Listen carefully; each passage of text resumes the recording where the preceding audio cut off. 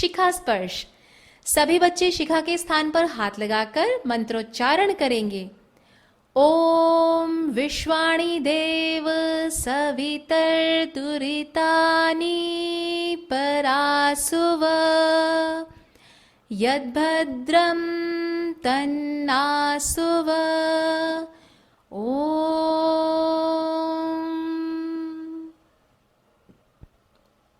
हे विश्व के देव, हमारे संपूर्ण दुर्गुणों को दूर करें और ब्रह्मांड में जो भी कल्याणकारक शुभ गुण, कर्म, स्वभाव, सुख है वो हमें प्राप्त हो। बच्चों, अब हम मंत्रोच्चारण और भगवान गणपति जी की स्तुति करेंगे। सभी बच्चे अनामिका उंगली से तिलक करने के स्थान पर स्पर्श करते हुए मंत्र बोलेंगे। ओम गम गणपतये नमः। ओम श्री सरस्वत्यै नमः। ओम श्री गुरुभ्यो नमः। प्रणम्य शिरसा देवं गौरीपुत्रं विनायकं भक्तावासंस्मरे नित्यम् आयुः कामार्थ सिद्धये। प्रथमं वक्रतुण्डं च एकदन्तं द्वितीयकं तृतीयं कृष्णपिङ्गाक्षं गजवक्त्रं चतुर्थकं लम्बोदरं पञ्चमं च षष्ठं विकटमेव च सप्तमं विघ्नराजेन्द्रं धूम्रवर्णं तथाष्टमं नवमं भालचन्द्रं च दशमं तु विनायकम् एकादशं गणपतिं द्वादशं तु गजाननम्। जो सदैव भक्तों के स्मरण करने पर आयु, काम और अर्थ की सिद्धि देते हैं, उन गौरी पुत्र विनायक को शीश झुकाकर प्रणाम है। जिनका प्रथम नाम वक्रतुंड है तथा दूसरा नाम एकदंत है, तीसरा कृष्ण पिंगाक्ष यानी श्याम वर्ण की सूंड वाले, और चौथा गजवक्त्रम यानी हाथ के समान मुख वाले, पंचम नाम लंबोदर है और छठा विकटमेव यानी विशाल शरीर, सातवां नाम विघ्न राजेंद्र यानी विघ्न और संकट को दूर करने वाले, और आठवां नाम धूम्रवर्णम गहरा सलेटी रंग, नौवें नाम भालचंद्रम यानी जिनके मस्तक पर चंद्र शोभित है, और 10वें रूप में विनायकम यानी समस्त संकटों को हटाने वाले हैं। 11वें रूप में श्री गणपति जी हैं और 12वें रूप में गजाननम है।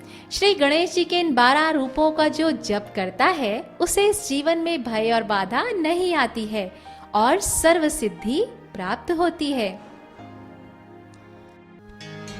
बच्चों, जैसा कि आप जानते ही हैं कि भाद्रपद शुक्ल चतुर्थी के चंद्रमा का दर्शन करने से कलंक लगता है।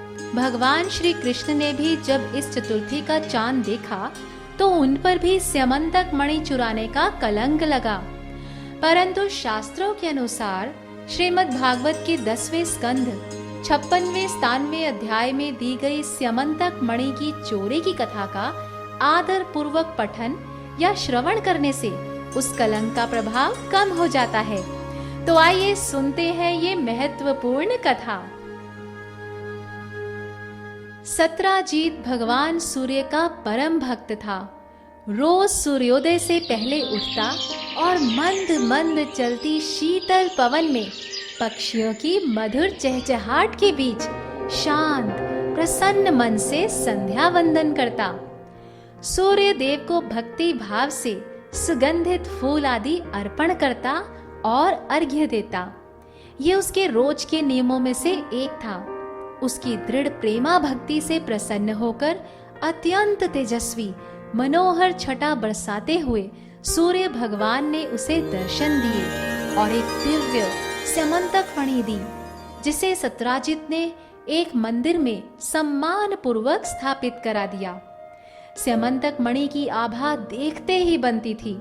मणि की ये विशेषता थी कि वो प्रतिदिन 8 भार सोना देती थी और जहां वो पूजित होती थी वहां महामारी, ग्रह पीड़ा, भय, व्यथा आदि अशुभ कभी नहीं होते थे। एक दिन भगवान श्री कृष्ण ने किसी प्रसंगवश सत्राजित से कहा, सत्राजित, तुम अपनी स्यमंतक मणि राजा उग्रसेन को दे दो। सत्राजित को ये बात अच्छी नहीं लगी। लोभी सत्राजित ने भगवान की आज्ञा का उल्लंघन करके उसे अस्वीकार कर दिया। फिर एक रोज सत्राजित का भाई प्रसेन मणि गले में पहन एक सुंदर से घोड़े पर सवार होकर वन में शिकार खेलने गया।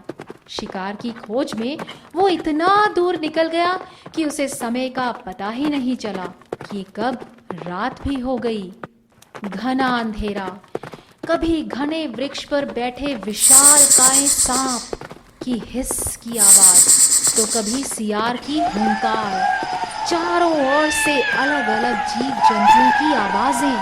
पर ये क्या? अचानक उसे पशु पक्षियों के भागने की आवाजें सुनाई दी और एक भेड़िए के दर्द से चिंघाड़ने की आवाज थी। अंधेरे, थकान और भूख प्यास की तड़प के कारण प्रसेन के घोड़े ने भी आगे बढ़ने में असमर्थता दिखाई। उसे अब अत्यंत घबराहट हुई, क्योंकि वो अपनी तरफ आते हुए एक बड़े खतरे को भांप गया था। इससे पहले वो कुछ सोचता, एक विशाल काय सिंह ने घोड़े सहित प्रसेन को वहीं दबोच लिया और अपने तीखे नखों और दांतों से फाड़ डाला। अपनी भूख मिटाकर सिंह उस मणि को लेकर एक गुफा में जाने लगा। उस गुफा में रीछ राज जाम्बवान रहते थे। ये कोई साधारण रीछ नहीं था, अत्यंत बलशाली रीछ था। सिंह को गुफा में आता देख जाम्बवान ने उसे अपनी असीम बाहुबल से मार दिया और स्यमंतक मणि गुफा में बच्चों को खेलने के लिए दे दी। इधर अपने भाई प्रसेन के ना लौटने से सत्राजित दुखी होकर जमीन पर सर पटकने लगा। एक तरफ भाई से बिछुड़ने का दुख था, आंसू थे, तो दूसरी तरफ श्री कृष्ण के प्रति क्रोध से उसकी आंखें लाल हो गई। वो ऊंची आवाज में गरज कर कहने लगा, संभव है श्री कृष्ण ने ही मणि के लालच में मेरे भाई प्रसेन को मार डाला हो। सत्राजित की ये बात सुनकर लोग आपस में कानाफूसी करने लगे। जब बात भगवान श्री कृष्ण तक पहुंची, तब समता की मूर्ति कृष्ण ने लोक व्यवहार की मर्यादा रखते हुए इस कलंक को झूठा साबित करने की ठान ली। कुछ लोगों को साथ लेकर वे सत्राजित के भाई प्रसेन को ढूंढने उसी वन में चले गए। वहां काफी देर खोजने के बाद उन्होंने घने वन में देखा कि किसी सिंह ने प्रसेन और उसके घोड़े को मार डाला है। जब वे लोग सिंह के पद चिन्हों को देखते हुए आगे बढ़े, तब पास में देखा कि पर्वत पर एक गुफा के बाहर किसी रीछ ने सिंह को भी मार डाला है। भगवान श्री कृष्ण ने सब लोगों को गुफा के बाहर इंतजार करने को कहा और अकेले ही घोर अंधकार में भरी हुई रीछ राज की गुफा में प्रवेश किया। गुफा में श्री कृष्ण को देखकर जाम्बवान क्रोधित हो गए और एक साधारण मनुष्य समझकर उनसे युद्ध करने लगे। इस भयंकर युद्ध में पहले उन्होंने एक से बढ़कर एक अस्त्र शस्त्रों से प्रहार किया। जाम्बवान की आंखों में खून सवार था। कभी बड़ी बड़ी शिलाओं से तो कभी विशाल वृक्ष के वृक्ष उखाड़कर वे एक दूसरे पर फेंकने लगे। अंत में दोनों में घमासान बाहु युद्ध हुआ। श्री कृष्ण के वज्र प्रहार के समान कठोर घूंसों की चोट से जाम्बवान के शरीर की एक एक गांठ टूट गई। उत्साह जाता रहा, शरीर पसीने से लथपथ हो गया। तब उन्होंने अत्यंत विस्मित चकित होकर भगवान श्री कृष्ण से कहा, प्रभो, प्रभो, मैं जान गया हूँ मैं पहचान गया हूँ कि आप ही समस्त प्राणियों के स्वामी, उनके रक्षक, साक्षात भगवान विष्णु हैं। जब भक्त ने भगवान को पहचान ही लिया, तब भगवान भी अपनी करुणा कृपा बरसाने में कहाँ पीछे हटने वाले थे। स्नेहवश मीठी सी मुस्कान बिखेरते हुए भगवान श्री कृष्ण ने अपने कर कमल जांबवान के शरीर पर फेरकर उसकी असहनीय पीड़ा पल भर में दूर कर दी। अब तो जांबवान की आंखों में झरझर बहते हुए पश्चाताप के आंसू थे। वो कुछ नहीं कह पाया, बस प्रेमवश अपने आराध्य को एकटक निहारने लगा। कुछ समय बीतने पर श्री कृष्ण ने अपनी प्रेम भरी वाणी से भक्त जांबवान से कहा, रीछराज, शांत हो जाओ। हम स्यमंतक मणि लेने के लिए ही यहाँ आए हैं। इसके द्वारा मैं स्वयं पर लगे मणि के चोरी के झूठे कलंक को मिटाना चाहता हूँ। भगवान के ऐसा कहने पर जांबवान ने अत्यंत आदर सहित स्यमंतक मणि के साथ साथ अपनी कन्या जांबवती को भी उनके चरणों में समर्पित कर दिया। भगवान श्री कृष्ण गले में स्यमंतक मणि धारण कर नववधू जांबवती को साथ लेकर द्वारका लौट आए। उन्हें देखकर श्री कृष्ण के वापस लौटने की लंबी प्रतीक्षा में उदास सभी द्वारकावासी आनंद मग्न हो गए। चारों ओर हर्षोल्लास छा गया। मोर नाचने लगे, बगीचों में रंग बिरंगे फूल खिल उठे। प्रकृति भी मानो श्री कृष्ण के द्वारका आने का उत्सव मनाने लगी। आनंद उत्सव मनाते हुए भगवान ने सत्राजित को राज्यसभा में बुलवाया और जिस प्रकार मणि प्राप्त हुई वो सब कथा सुनाकर स्यमंतक मणि सत्राजित को खुशी खुशी सौंप दी। सत्य जानकर सत्राजित अत्यंत लज्जित हो गया। अपने अपराध पर उसे बहुत पश्चाताप हुआ। अपराध बोध से पीड़ित सत्राजित ने विवेक बुद्धि से विचार कर एक निश्चय किया और अपनी कन्या सत्यभामा तथा स्यमंतक मणि दोनों ही ले जाकर श्री कृष्ण को अर्पण कर दी। श्री कृष्ण के समक्ष घुटने टेक कर उसने अपनी गलती प्रकट की। भगवान श्री कृष्ण ने सत्राजित का आग्रह स्वीकार कर लिया और विधि पूर्वक सत्यभामा का पाणी ग्रहण किया। फिर सम्मान पूर्वक सत्राजित से बोले, हम स्यमंतक मणि नहीं लेंगे।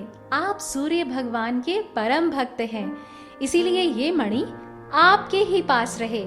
हमें तो केवल मणि के द्वारा निकला हुआ सोना ही दे दिया करें। और इस प्रकार भगवान श्री कृष्ण ने अपने ऊपर लगा हुआ स्यमंतक मणि चुराने का कलंक मिटा दिया। तो देखा बच्चों, ध्यान देना, गणेश चतुर्थी के दिन चंद्र दर्शन नहीं करना, और अगर भूल से दर्शन हो जाए तो इस कथा को आदर पूर्वक सुन लेना, क्योंकि इसे पढ़ने या सुनने से दोष का प्रभाव कम हो जाता है।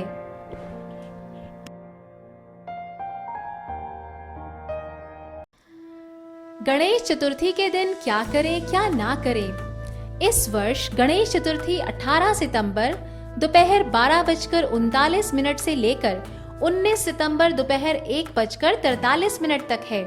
इसीलिए 18 सितंबर को ध्यान रखें, चंद्रमा के दर्शन नहीं करना है। यदि अनिच्छा से चंद्र दर्शन हो जाए तो स्यमंतक मणि की कथा आदर पूर्वक पढ़े अथवा सुने और निम्न मंत्र से पवित्र किया हुआ जल पिए तो व्यक्ति तत्काल शुद्ध हो निष्कलंक बना रहता है। मंत्र है, सिंह प्रसेनम वधीत सिंहो जाम्बवता हतः सुकुमारक मारोधी तव ही ह्योष स्यमंतकः। हे सुंदर सलोने कुमार, इस मणि के लिए सिंह ने प्रसेन को मारा है और जाम्बवान ने उस सिंह का संहार किया है। अतः तुम रो मत, अब इस स्यमंतक मणि पर तुम्हारा ही अधिकार है। गणेश चतुर्थी के दिन ओम गम गणपतये नमः का जप करने और गुड़ मिश्रित जल से गणेश जी को स्नान कराने एवं दुर्वा व सिंदूर की आहुति देने से विघ्नों का निवारण होता है तथा मेधा शक्ति बढ़ती है। गणेश जी बुद्धि के देवता हैं। विद्यार्थियों को प्रतिदिन अपना अध्ययन कार्य प्रारंभ करने से पूर्व भगवान गणपति, माँ सरस्वती एवं सद्गुरुदेव का स्मरण करना चाहिए। इससे बुद्धि शुद्ध और निर्मल होती है। साखियां। जय जय जय गणपति गणराजू, मंगल भरण करण शुभ काजू। रिद्धि सिद्धि तव चंवर सुधारे, मूषक वाहन सोहत द्वारे। कहो जन्म शुभ कथा तुम्हारी, अति शुचि पावन मंगलकारी। एक समय गिरिराज कुमारी, पुत्र हेतु तप कीन्हा भारी। मिली ही पुत्र तुहि बुद्धि विशाला, बिना गर्भ धारण यही काला। लखियति आनंद मंगल साजा, देखन भी आए शनि राजा। पद तहि शनि दृग कोण प्रकाशा, बालक सिर उड़ी गयो आकाशा। हाहाकार मच्यो कैलाशा, शनि कीन्हो लखी सुत को नाशा। तुरत गरुड़ चढ़ी विष्णु सिधायो, काटी चक्र सो गज सिर लायो। बालक के धड़ ऊपर धारयो, प्राण मंत्र पड़ी शंकर डारयो। नाम गणेश शंभु तब कीन्हे, प्रथम पूज्य बुद्धि निधि वर दीन्हे। बुद्धि परीक्षा जब शिव कीन्हा, पृथ्वी कर प्रदक्षिणा लीन्हा। चरण मातु पितु के धर लीन्हे, तिनके साथ प्रदीक्षा कीन्हे। तुम्हारी महिमा बुद्धि बढ़ाई, शेष सहस मुख सके न गाई। संस्कृति सुवास। समाज को अनोखी प्रेरणा। गणेश जी के कान बड़े सूपे जैसे हैं। वे ये प्रेरणा देते हैं कि जो कुटुंब का बड़ा हो, समाज का बड़ा हो, उसमें बड़ी खबरदारी होनी चाहिए।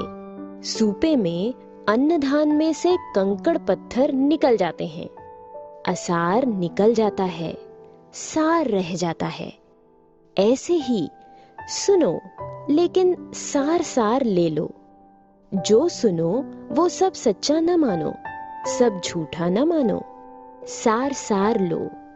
ये गणेश जी के बाह्य विग्रह से प्रेरणा मिलती है।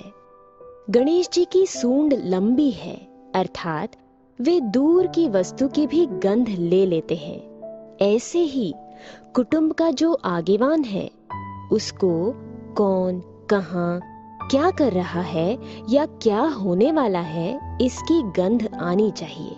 हाथी के शरीर की अपेक्षा उसकी आंखें बहुत छोटी हैं, लेकिन सुई को भी उठा लेता है हाथी। ऐसे ही समाज का, कुटुंब का अगुआ सूक्ष्म दृष्टि वाला होना चाहिए। किसको अभी कहने से क्या होगा, थोड़ी देर के बाद कहने से क्या होगा, तोल मोल के बोले, तोल मोल के निर्णय करे। भगवान गणेश जी की सवारी क्या है? चूहा। इतने बड़े गणपति चूहे पर कैसे जाते होंगे? ये प्रतीक है समझाने के लिए कि छोटे से छोटे आदमी को भी अपनी सेवा में रखो। बड़ा आदमी तो खबर आदि नहीं लाएगा, लेकिन चूहा किसी के भी घर में घुस जाएगा। ऐसे छोटे से छोटे आदमी से भी कोई न कोई सेवा लेकर आप दूर तक की जानकारी रखो और अपना संदेश, अपना सिद्धांत दूर तक पहुंचाओ। ऐसा नहीं कि चूहे पर गणपति बैठते हैं और घर घर जाते हैं। ये संकेत है आध्यात्मिक ज्ञान के जगत में प्रवेश पाने का। गणेश विसर्जन का आत्मोन्नति कारक संदेश। गणेश जी की मूर्ति तो बनी, नाचते गाते विसर्जित भी की। निराकार प्रभु को साकार रूप में मानकर फिर साकार आकृति भी विसर्जित हुई। लेकिन इस भगवत उत्सव में नाचना, कूदना, झूमना तुम्हारे दिल में कुछ दे जाता है। रॉक व पॉप म्यूजिक पर जो नाचते कूदते हैं, उनको भी कुछ दे जाता है, जैसे सेक्सुअल आकर्षण, चिड़चिड़ा स्वभाव, जीवन शक्ति का ह्रास। लेकिन गजानन के निमित्त जो नाचते गाते झूमते हैं, उन्हें ये उत्सव सूझबूझ दे जाता है कि सुनो सब, लेकिन छान छान कर सार सार ही मन में रखो। दूर की भी गंध तुम्हारे पास होनी चाहिए। छोटे से छोटे आदमी का भी उपयोग करके अपना दैवी कार्य। प्रतियोगिता। अब बारी है ज्ञान विज्ञान प्रतियोगिता की। आपको एक प्रश्न पूछा जाएगा, उत्तर में 4 विकल्प होंगे और आपको 10 सेकंड में सही उत्तर बताना है। प्रश्न है, जय देव जय मंगल मूर्ति, गणेश जी की ये आरती किसने लिखी? विकल्प है समर्थ रामदास जी, संत ज्ञानेश्वर जी, छत्रपति शिवाजी, संत तुलसीदास जी।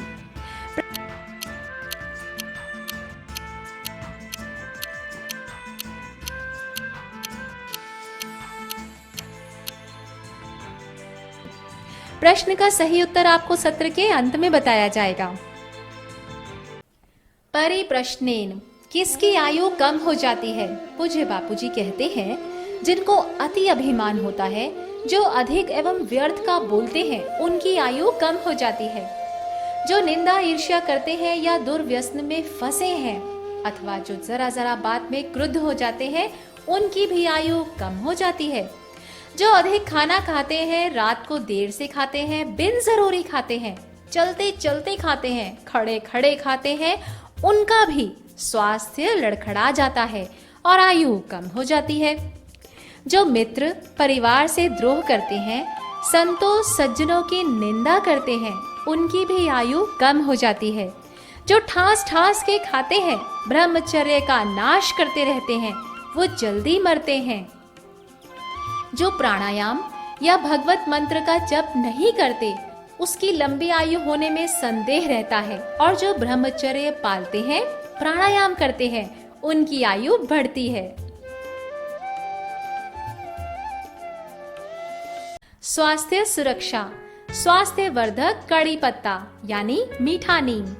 कड़ी पत्ता अर्थात मीठा नीम सुगंधित, स्वादिष्ट, भूख वर्धक व पाचक है। इसमें प्रचुर मात्रा में कैल्शियम, फास्फोरस, लौह, विटामिन ए, बी एवं एंटीऑक्साइड पाए जाते हैं, जिससे इसके सेवन से हड्डियों, दांतों और बालों की जड़ें मजबूत होती हैं एवं नेत्र ज्योति बढ़ती है। इसके नियमित सेवन से पाचन संस्थान को बल मिलता है, जिससे पेचिश, दस्त, अजीर्ण, मंदाग्नि, गैस आदि समस्याओं में आराम मिलता है। कड़ी पत्ता हृदय रोग, उच्च रक्तचाप, मधुमेह आदि रोगों में भी उपयोगी है और इन रोगों से रक्षा करता है। कड़ी, दाल, सब्जी इन सब में कड़ी पत्ते का छौंक देने से वो स्वादिष्ट बनते हैं। साथ ही कड़ी पत्ते के औषधीय गुणों का भी लाभ सहज में ही मिल जाता है। भोजन करते समय कड़ी पत्तों को फेंके नहीं, बल्कि चबा चबा कर खाएं। कड़ी पत्तों को छाव में सुखाकर पीसकर उसका चूर्ण बना लें। इस चूर्ण का सेवन अनेक प्रकार से लाभदायी है। हरी पत्तियां उपलब्ध ना हो तब इस चूर्ण को खाद्य पदार्थों जैसे सब्जी, दाल आदि में मिलाकर भी खा सकते हैं। ज्ञान का चुटकुला। शिक्षक, क्या तुम अपनी माँ का कहना मानते हो? चिंटू, सर मैं अपनी माँ का 4 गुना कहना मानता हूँ। 4 गुना? वो कैसे? कल गणेश जी चतुर्थी थी, माँ ने मुझे एक लड्डू खाने के लिए कहा, जबकि मैंने 4 लड्डू खा लिए। सीख, अधिक स्वाद लोलुपता नहीं होनी चाहिए, ज्यादा मीठा नुकसानदेह होता है। गृह कार्य। गणेशोत्सव के दिनों में गणेश जी का अभिषेक रोज करना है और ओम गम गणपते नमः की माला जरूर करनी है। रोज अभिषेक व माला की या नहीं की, वो अपनी बाल संस्कार की नोटबुक में लिख कर लाएंगे। बच्चों, अब हम श्री आशा रामायण जी की पंक्तियां दोहराएंगे। गुरु निंदक के संग से होता सत्यानाश, गुरु निंदा जो करे सुने, पड़े वो यम की फांस। गुरु आज्ञा पालन करे, अन्य भावना त्याग। ब्रह्म ज्ञान का लक्ष्य रहे, शिष्य वही बढ़ा। गुरु मंत्र जपता रहे, करता जो नित्य ध्यान, गुरु सेवा में लगा रहे, निश्चित हो कल्याण। घटना है गोधरा की न्यारी, दुनिया में चर्चित हुई भारी। आशाराम जी का हेलीकॉप्टर गिरा गोधरा की धरती पर, पुर्जे चकना चूर हो गए और गगन में दूर उड़ गए। हजारों की भीड़ थी आई, फिर भी किसी को खरोंच न आई। श्वेत ईंधन की फूटी टंकी, लगी आग बुझ गई स्वयं ही। हादसा जब भी ऐसा हुआ है, ना कोई जीवित स्वस्थ बचा है। बापू तुरंत पंडाल पधारे, किया नृत्य हर्षित हुए सारे।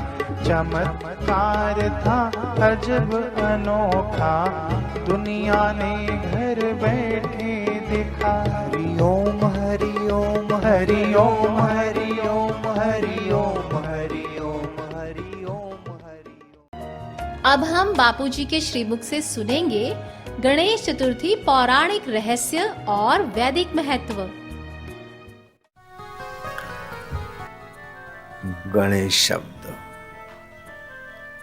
जो इंद्रिय गणों का, मन बुद्धि गणों का स्वामी है, वो उस अंतर्यामी विभु का ही वाचक है। गणानाम पति इति गणपति ही। लेकिन उस परब्रह्म निराकार को समझाने के लिए ऋषियों ने और भगवान ने क्या लीला की। शिव जी कथा आती है कहीं पधारे थे, पार्वती जी ने अपने योग बल से बालक को चौकीदारी करने रखा। शिव जी जब प्रवेश हो रहे थे तो खड़े हो गए, नहीं जा सकते। शिव जी ने तो शुरू से उसका धड़ से सिर अलग कर दिया। पार्वती जी ने सारी घटना बताई। अच्छा तुम्हारा मानसिक पुत्र है, चलो तुम्हारा मानसिक पुत्र है तो हम भी इसमें अपना मानसिक बल की लीला दिखा देते। जाओ जो भी प्राणी मिले उसका सिर ले आओ। हाथी का सिर लगा दिया। कितनी सर्जरी की ऊंची कल्पना है। मेरा नाक सर्जरी से बदल दिया, मेरा फलाना बदल दिया, अरे सिर बदल दिया तुम्हारे भोले बाबा।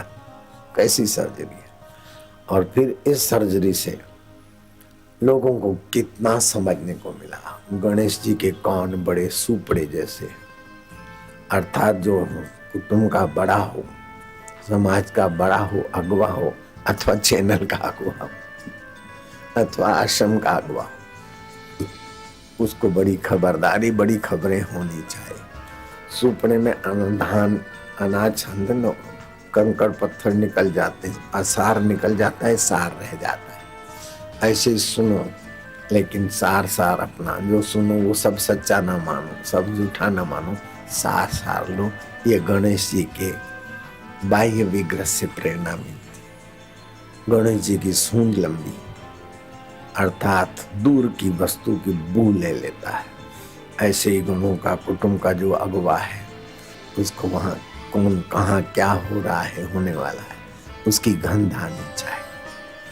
और हाथी के शरीर की अपेक्षा उसकी आंखें बहुत छोटी, लेकिन सुई को भी उठा लेता है हाथी। ऐसे ही पैनी दृष्टि वाला होना चाहिए समाज का आगेवान, कुटुंब का आगेवान, सूक्ष्म दृष्टि वाला होना चाहिए कि इसको अभी कहने से क्या होगा और थोड़ी देर के बाद कहने से क्या होगा। तोल मोल के बोले, तोल मोल के निर्णय करें। और सवारी क्या है, चूहा, इतने बड़े गणपति और चूहे पे कैसे जाते होंगे, ये प्रतीक समझाने के लिए। छोटे से छोटे आदमी को भी अपने सेवा में रखो। बड़ा आदमी तो खबरदारी नहीं लाएगा, लेकिन चूहा किसी के घर में घुस जाएगा। ऐसे छोटे से छोटे आदमी से कोई न कोई खबरदारी लेकर आप अपना संदेश, अपना सिद्धांत उसके द्वारा पहुंचाओ। ऐसा नहीं कि चूहे पे गणपति बैठते हैं और घर घर जाते हैं। ये संकेत आध्यात्मिक जगत में प्रवेश पाने का।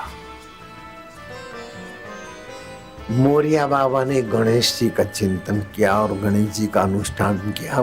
गणपति जी प्रकट हो गए। तब से महाराष्ट्र में चल पड़ा गणपति दादा मोरिया, लाडू लाओ लौखरिया। समर्थ रामदास, मोरिया बाबा और तुकाराम बाबा नाम संकीर्तन का संपन्न हो रहा था कार्यक्रम। उस भक्त ने कहा कि आप तीनों संतों के देवता प्रकट हुए तो उनको आवाहन क्यों। तो समर्थ ने सीताराम को आवाहन किया, तुकाराम ने रूकोबा विठल का आवाहन किया और मोरिया बाबा ने गणेश जी को बुलाकर 2000 भक्तों के बीच तीनों देवों को भोजन कराया। ये सुप्रसिद्ध बात है घटना। भगवान वेदव्यासी ने देखा कि लोगों को इतनी छूट छाट देता हूँ, धर्म ग्रंथ पे चले, लेकिन फिर भी दुखी हो रहे, परेशान हो रहे। नारद जी ने कहा कि आप श्रीमद् भागवत की रचना करो, समाधि में लगाओ, समाधि लगाओ। और भगवान ने निराकार, भगवान साकार होकर क्या क्या लीला की श्री कृष्ण ने, उसकी लीला लोग सुनेंगे तो उनका मन आकर्षित होगा। तो वेदव्यास ने देखा मैं तो समाधि लगाऊंगा, फिर लिखूंगा, फिर समाधि लगाऊंगा, फिर लिखूंगा, कब ग्रंथ पूरा होगा। गणपति जी महाराज का आह्वान किया। गणपति जी को कहा कि महाराज, लोक मांगल्य में तो आप प्रसन्न होते हैं, मैं श्रीमद् भागवत भगवान की युग युगांतरों की लीलाओं देखूंगा, मैं बोलता जाऊंगा श्लोक, आप लिखते जाओगे। गणपति जी ने कहा हाँ, इस सेवा कार्य में मैं तुम्हारा साथी। वेदव्यास जी बोलते जाएं और गणेश जी महाराज धड़ धड़ धड़ धड़ लिखते जाएं। संध्या हुई तो गणेश जी ने कहा कि आप बोलते, मैं तो लिख देता हूँ, फिर मुझे बाट देखनी पड़ती है, तो मेरा समय खराब मैं नहीं करूंगा। तो व्यास जी बड़े चतुर थे, बोले नहीं महाराज, आपके समय का पूरा सदुपयोग, मैं बोलूं आप लिख लो, फिर मेरी कहीं त्रुटि तो उसको आप चेक करके सुधार करके आप श्लोक को आखिरी रूप दे दिया करो।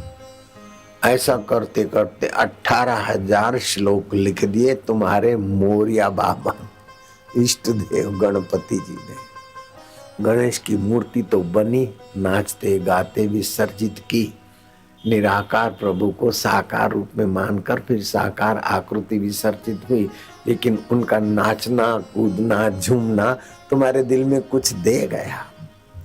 रॉक और पॉप म्यूजिक से जो नाचते कूदते हैं उनको भी कुछ दे जाता है, सेक्सुअल आकर्षण, चिड़चिड़ा स्वभाव, जीवनी शक्ति का ह्रास। लेकिन गजानंद के निमित्त जो नाचे गाए झूमे होंगे वो भी उत्सव तुम्हें दे जाता है कि सुनो सब छान छान के रखो, दूर की सुगंध तुम्हारे पास होनी चाहिए। छोटे से छोटे आदमी का भी उपयोग करके अपना देवी कार्य करो। और रिद्धि सिद्धियां और भी, लड्डू का अर्थ भी है, दंड का अर्थ भी है। तो आज आप सभी को खूब खूब ये संदेश है कि विचार जितने मिलते मिलते, जो नहीं मिलते उनको भूलो, मिलते उनमें तो आप एक साथ चलो। निंदा किसी की हम किसी से भूल कर भी ना करें, ईर्ष्या कभी भी हम किसी से भूल कर भी ना करें, सत्य बोले झूठ त्यागे मेल आपस में करे। हे प्रभु आनंद दाता ज्ञान हमको दीजिए।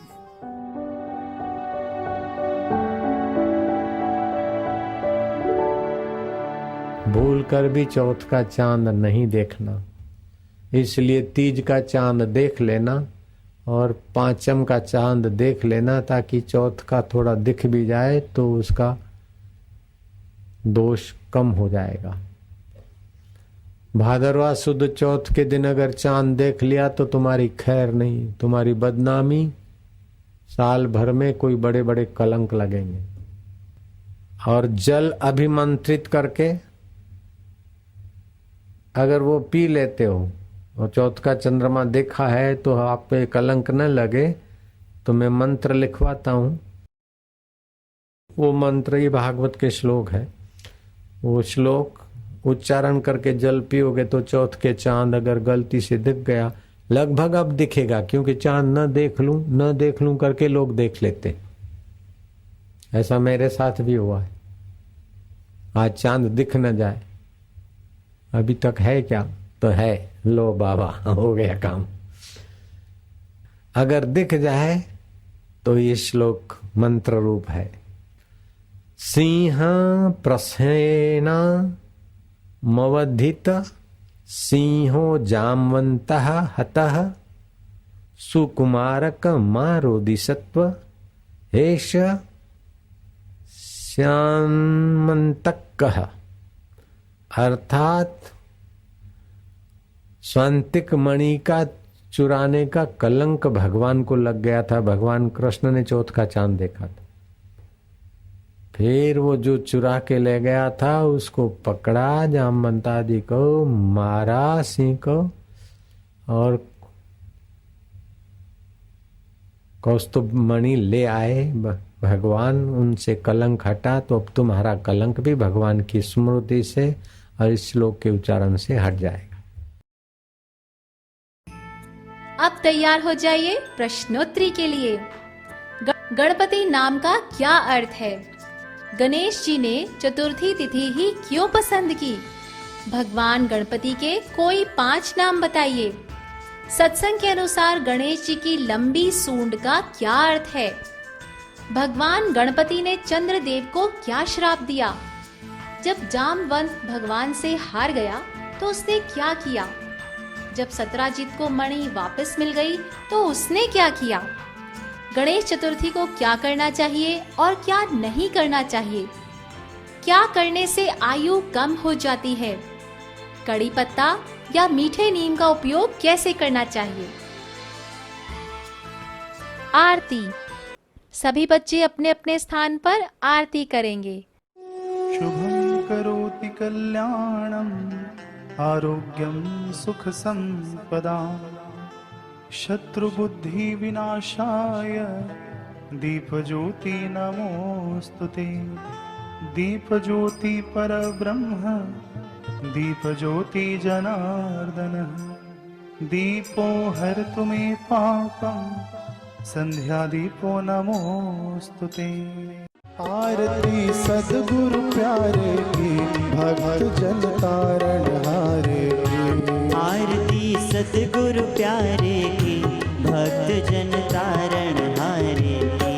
आरती सद्गुरु प्यारे की भक्त जन तारण हारे की। आरती सद्गुरु प्यारे की भक्त जन तारण हारे की। छटा सद्गुरु की मन मोहे। छटा सद्गुरु की मन मोहे। नयन अमृत वर्षी सोहे। नयन अमृत वर्षी सोहे। ललित अति भाल मस्त है चाल। ललित अति भाल मस्त है चाल। कष्ट सब तारन हारे की। आरती सद्गुरु प्यारे की। आरती सद्गुरु प्यारे की भक्त जन तारण हारे की। शीश पर गुरु आज्ञा राखे। शीश पर गुरु आज्ञा राखे। पढ़ी चरणों में बैठ साखे। पड़ी चरणों में बैठ साखे। मिली गुरु कृपा मिटी सब व्यथा। मिली गुरु कृपा मिटी सब व्यथा। हमारे सद्गुरु प्यारे की। आरती सद्गुरु प्यारे की। आरती सद्गुरु प्यारे की भक्त जन तारण हारे की। किया तप ब्रह्म ज्ञान पाया। किया तब ब्रह्म ज्ञान पाया। दूर भागी सारी माया। दूर भागी सारी माया। बांटते ज्ञान मिटे अज्ञान। बांटते ज्ञान मिटे अज्ञान। तत्व दर्शावन वारे की। आरती सद्गुरु प्यारे की। आरती सद्गुरु प्यारे की भक्त जन तारण हारे की।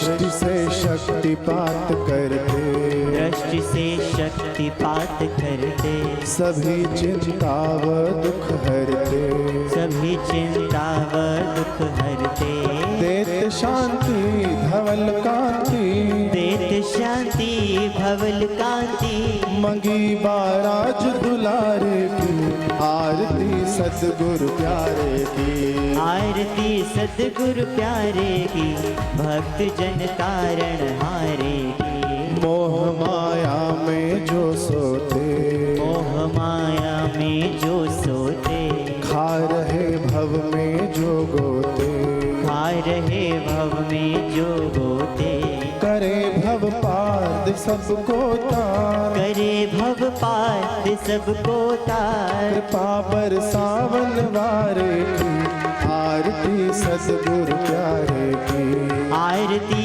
सतगुरु प्यारे की, भक्त जन तारण हारे की। सब जगह फिरते रहते आ, सब जगह फिरते रहते आ, मिटाते सबका दुख संताप, मिटाते सबका दुख संताप, प्रकट भगवान निराली शान, प्रगट भगवान निराली शान, के सबकी आंखों के तारे की, आरती सतगुरु प्यारे की, आरती सतगुरु प्यारे की, भक्त जन तारण हारे की।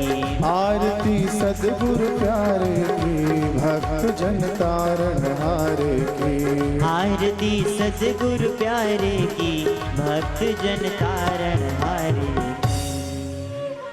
स्वामी मोहे न विसारियो, चाहे लाख लोग मिल जा, हम सम तुमको बहुत है, तुम सम हमको नाही। दीन दयाल को विनती, सुना हो गरीब नवाज, जो हम पूत का पूत हैं, तो है पिता तेरी लाज। हरि हरि ओ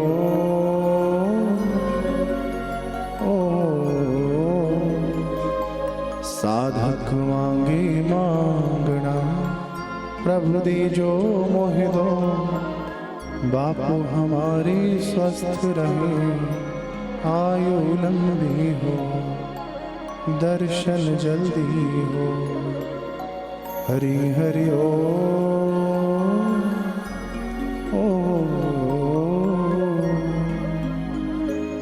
श्री सद्गुरुदेव भगवान की।